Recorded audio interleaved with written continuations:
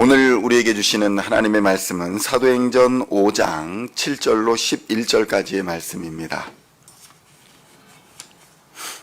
사도행전 5장 7절로 11절까지의 말씀 찾으셨으면 함께 한 목소리로 봉독하도록 하겠습니다. 3시간쯤 지나 그의 아내가 그 일어난 일을 알지 못하고 5장 7절입니다. 사도행전 5장 7절로 11절 함께 봉독하겠습니다. 3시간쯤 지나 그의 아내가 그 일어난 일을 알지 못하고 들어오니 베드로가 이르되 그 땅 판값이 이것뿐이냐 내게 말하라 하니 이르되 예 이것뿐이라 하더라. 베드로가 이르되 너희가 어찌 함께 꾀하여 주의 영을 시험하려 하느냐. 보라 내 남편을 장사하고 오는 사람들의 발이 문 앞에 이르렀으니 또 너를 메어 내가리라 하니 곧 그가 베드로의 발 앞에 엎드러져 혼이 떠나는지라. 젊은 사람들이 들어와 죽은 것을 보고 메어다가 그의 남편 곁에 장사하니 온 교회와 이 일을 듣는 사람들이 다 크게 두려워하니라. 아멘. 할렐루야. 오늘은 사도행전 5장 7절로 11절까지의 말씀을 본문으로 부창부수라는 제목으로 하나님의 말씀을 함께 나누고자 합니다.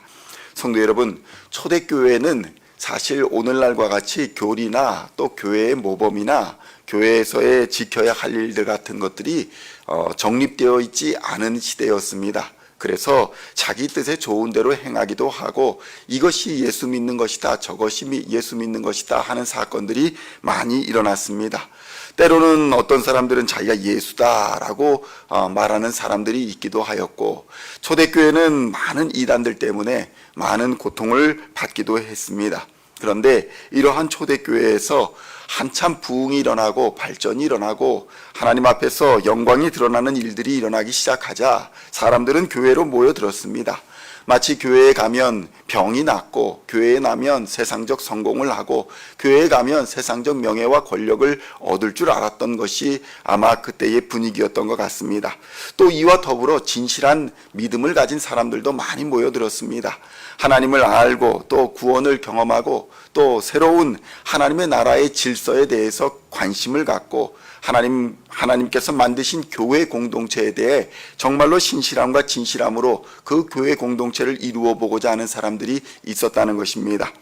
오늘날도 이러한 충돌은 계속되고 있습니다.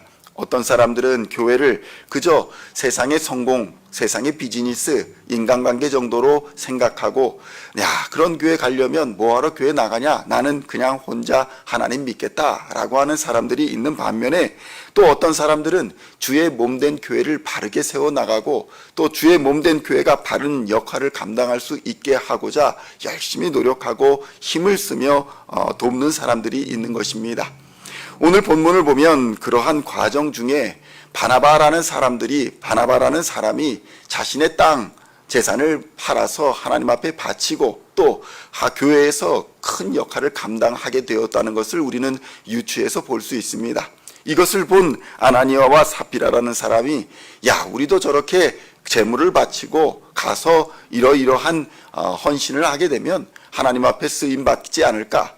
사실 하나님 앞에가 아니라 교회와 사람들 앞에 쓰임받지 않을까라는 생각을 했던 것으로 보입니다. 그리고 정작 하나님 앞에 물질을 바치려 하니 그 마음의 동기가 불순하니까 바치는 순간까지도 그것이 아까웠던 것 같습니다. 그래서 얼마를 감추고 숨겼습니다. 사실 지금의 시각으로 보면 하나님 어찌 이럴 수가 있습니까? 어떻게 요 정도 재물을 감추는 것으로 큰 심판을 내리실 수 있습니까? 라는 불평의 말을 할 수도 있지만 이것은 우리가 표적으로 봐야 합니다. 모든 사람들이 그렇게 심판을 받았다면 아마 지금도 살아남을 수 있는 사람은 거의 없을 것입니다. 그러나 하나님께서는 표적으로 우리에게 보여주십니다. 교회에 경고하는 것입니다. 이렇게 살아서는 하나님의 심판을 받는다. 이러한 삶과 저러한 삶 두 가지의 삶을 비교해보고 우리가 어떠한 삶을 교회에서 살아야 하는가를 판단하라고 하나님께서 표적을 내려주시는 것입니다. 남편이 돌이키지 않아서 종말을 맞았습니다. 그런데 아내도 마찬가지로 돌이키지 않아서 그 가정 전체가 망하는 결과를 맞이하게 되는 것을 오늘 보게 됩니다. 성도 여러분, 한 사람이라도 바로 서 있으면 그 가정이 그로 말미암아 사는 줄로 믿습니다. 그래서 한 사람이라도 그 가정에 온전한 믿음을 가지고 있다면 하나님께서 그 때문에 심판을 미루시고 복을 주시고 오래 참고 인내하시는 모습을 볼 수 있는 것입니다.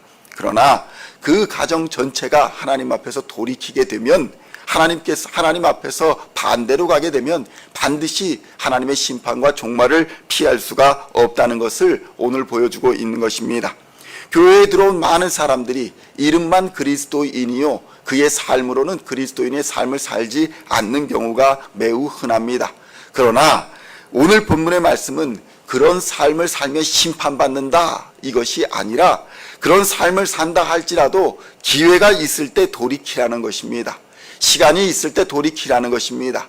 그러니까 베드로는 그렇게 말합니다. 이 밭이 내 수중에 있을 때, 이 재물이 내 수중에 있을 때는 내 것이 아니었더냐? 그러니까 내 마음대로 할 수 없었던 것이냐? 그래서 전체를 팔고 아니면 부분을 팔아서 내가 헌신할 수 없었더냐? 이렇게 꾸짖고 있는 것입니다.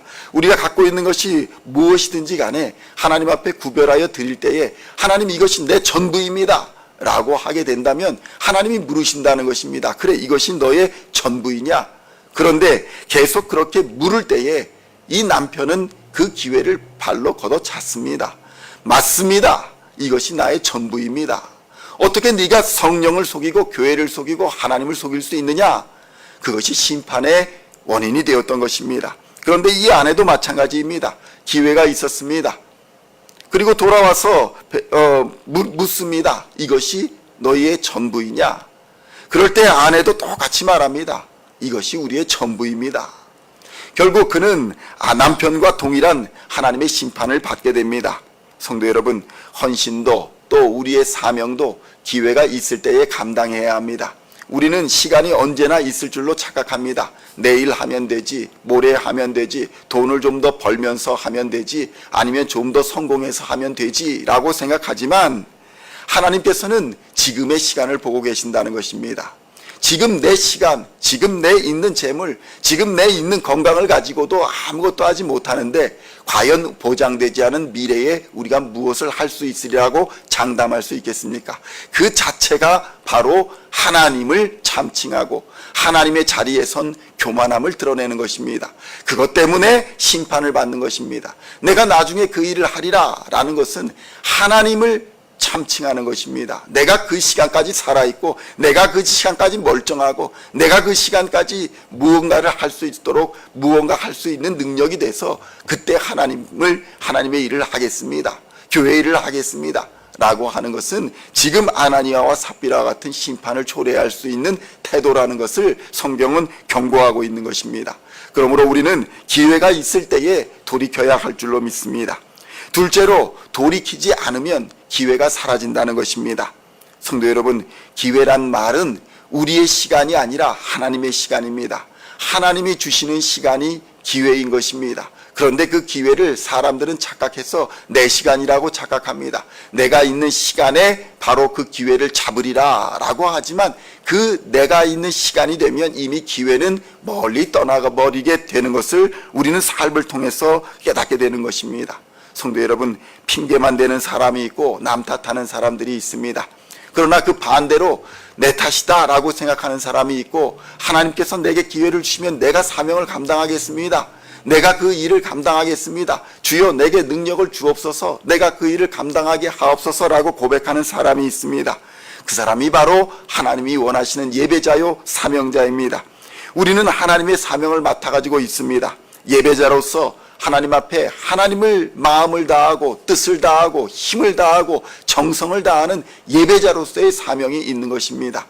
이 예배자로서의 사명을 우리가 감당하고 있는가를 매일 돌아보아야 합니다. 또한 우리의 사명자는 전도자의 사명입니다. 이웃을 내 몸과 같이 사랑하는 전도자의 사명입니다. 그러므로 우리는 이웃을 바라보며 과연 내 몸과 같이 사랑하고 있는가를 매일 돌아보아야 합니다.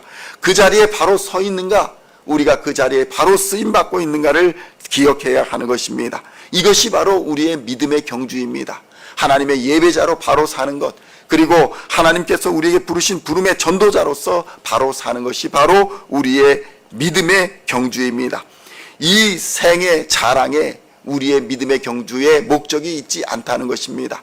많은 사람들이 이 생에서 복을 받으면 야, 저 사람은 믿음의 경주에서 성공했다, 하나님의 복을 받았다라고 착각을 합니다. 자식이 잘 되고 사업이 잘 되고 건강이 잘 되면 그 모든 복을 받았구나라고 착각합니다. 그러나 성도 여러분, 그 모든 것은 두고 떠나야 합니다. 하나님이 부르시면 그냥 가야 합니다. 그것으로 하나님이 우리를 평가하시지 않는다는 것입니다. 오직 하나님께서는 우리가 예배자로서의 삶을 바라 살았는가, 사명자로서 전도자로서의 삶을 바로 살았는가, 그것으로 우리에게 생명의 면류관, 영광의 면류관, 기쁨의 면류관을 주실 것입니다. 우리의 믿음의 경주는 바로 여기에 있다는 것을 기억하시고 오늘의 말씀을 생각하시면서 가정을 위해서, 또 직장과 사역을 위해서, 우리 교회를 위해서 믿음의 본을 보이는 우리 시온의 성도님들 다 되시기를 우리 주 예수님의 이름으로 간절히 축원드립니다. 기도하시겠습니다. 하나님 아버지, 감사합니다. 우리의 믿음의 삶을 통해서 온 교회와 이 일을 듣는 모든 사람들이 다 크게 하나님을 두려워하고 놀라고 하나님의 섭리를 깨닫게 되는 줄을 믿습니다. 우리의 삶을 통해서 하나님의 영광이 드러날 수 있도록 주님 역사하여 주시고 늘 우리와 동행하여 주시어서 성령의 능력을 드러내는 삶을 살 수 있도록 주님 인도하여 주시옵소서. 내가 깨어 있으면 내 가정이 살고, 내가 깨어 있으면 내 직장이 바로 서고, 내가 깨어 있으면 내 교회, 우리가 섬기는 이 교회가 바로 서게 되는 줄로 믿습니다. 이렇게 우리가 사명자로서의 사명, 예배자, 전도자로서의 사명을 감당할 때에 하나님께서 믿는 자들을 더하게 하여 주시고 부흥을 허락하여 주시며 성장하게 하여 주시어서 날마다 잃어버린 자를 찾아 구원하며 하나님을 기쁘게 예배하는 예배자로서의 공동체로서 살아갈 수 있도록 역사하여 주실 줄로 믿습니다.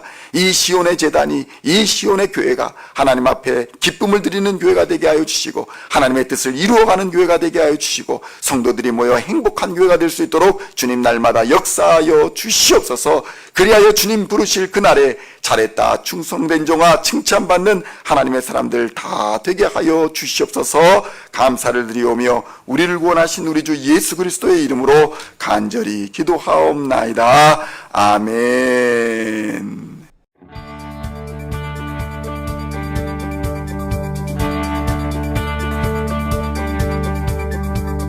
Singing songs of thy praise, we are coming to you, dancing before your throne.